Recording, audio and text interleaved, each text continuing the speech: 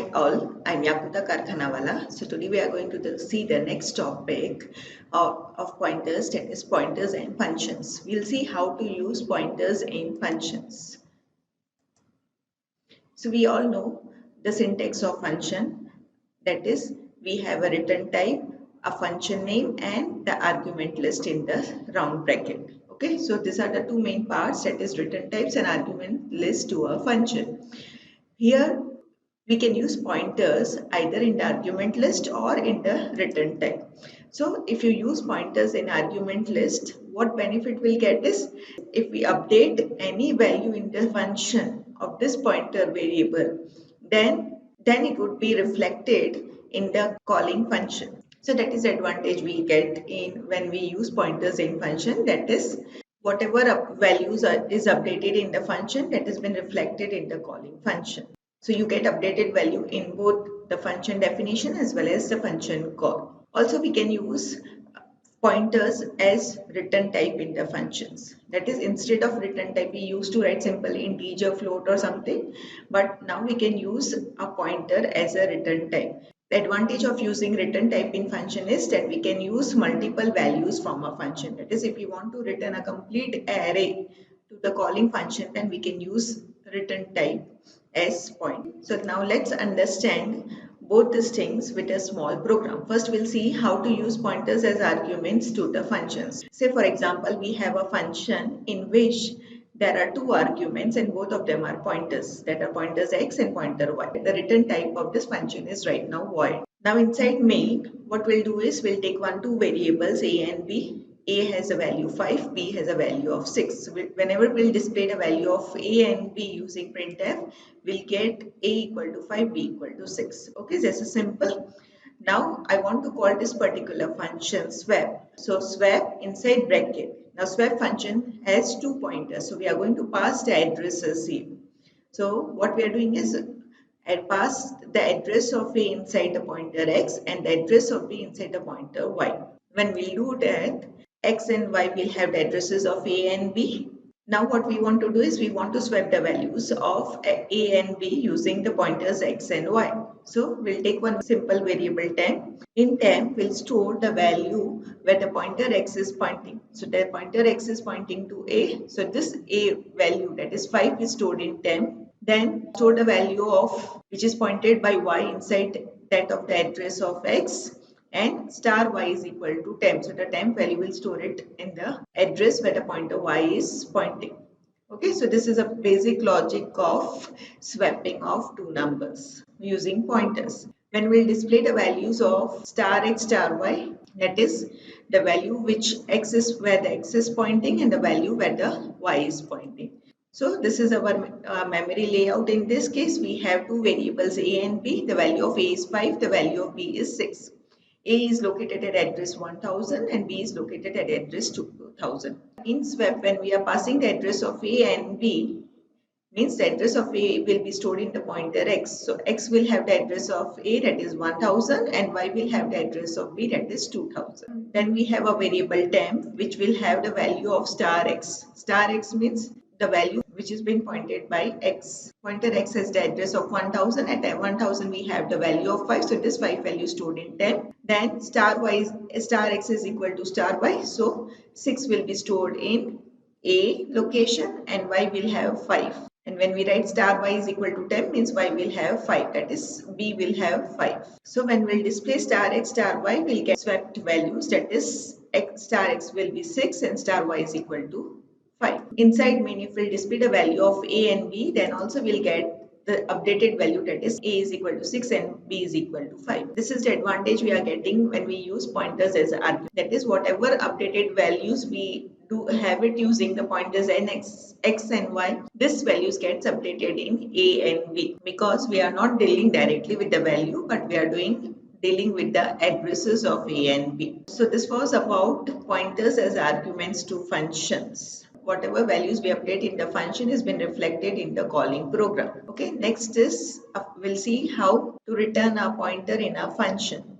So this was our basic syntax, that is return type, function name and argument list. Now up till now what we were doing was in return type we were using the data types like integer, float, etc. Now what we'll do is in return type we'll have a pointer. What is the syntax of a function returning pointers? That is write any data type and put star, means we are returning a pointer, give the name of the function and the argument. Say for example, if I write integer star function bracket integer comma integer, it means we have a function which has normal arguments which are integer, and this function is returning a pointer to an integer value. Similarly, if I write double star function bracket integer comma integer, means this function is going to return a pointer to a double value. We'll see this with a simple example. So I've taken a function max which has two arguments a and b, integer arguments. You can see this function is going to return an integer pointer. First is we'll take the values of a and b from the user. So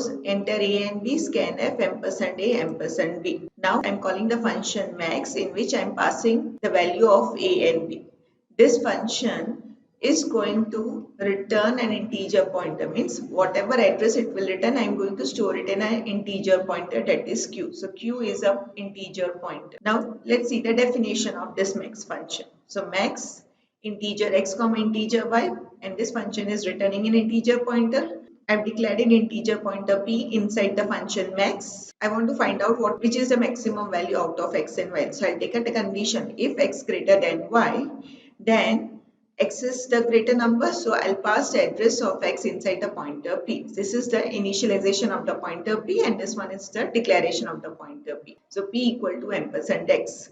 But if the condition is false, it means y is greater the value. So I'm storing the address of y inside the p. Since p is a pointer, we are going to store address of either x or y depending on our condition. Now display the value, that is p address and p value. So if I want to display simply the address of p, I'll write down %u. If I want to display the value where the pointer is pointing, I'll use star p. Now the last line is very important. This function is going to return an integer pointer. So what we'll do is return and simply give the name of the pointer, that is p. Means when I write return p, means I'm passing the address of either x or y depending on the condition. This address goes to the calling program here in main, and this address gets stored inside q. When I'll display the value of q, that is address of q and star of q. So let's see what output I'll get.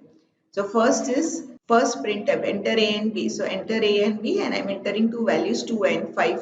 2 is stored in A and 5 is stored in B. When I call max function, this values of A and B get stored in X and Y. Now I'm checking the condition, X greater than Y, that is 2 greater than 5. So the condition is false, it will go to the else part and store the address of Y, that is store the address of 5 inside P and then display the value. So P address is this, which will be the random value depending on the availability of the free memory, and the p value is 5 because 5, the address of y is stored inside p, right? So the 5 value will be printed, which is the maximum value.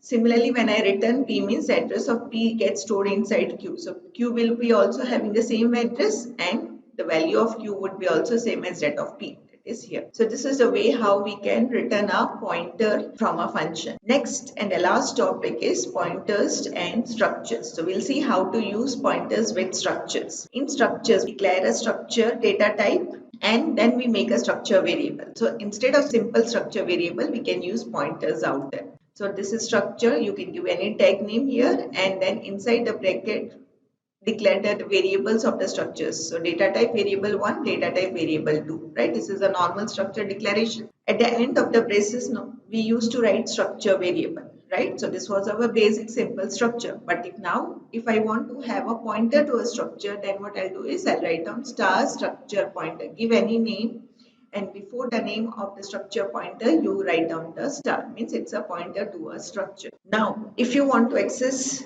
the variables 1 and variable 2, then with simple variables we were using dot operator, that is structure variable dot variable 1. But if you are using pointers, then we have to use arrow operators, that is format would be structure pointer arrow variable 1. Arrow means dash sign and greater sign without any space. So use arrow operator when we are using a structure pointer and use dot operator if you are using a simple structure variable. Let's see one program where we are going to use structures and pointers together.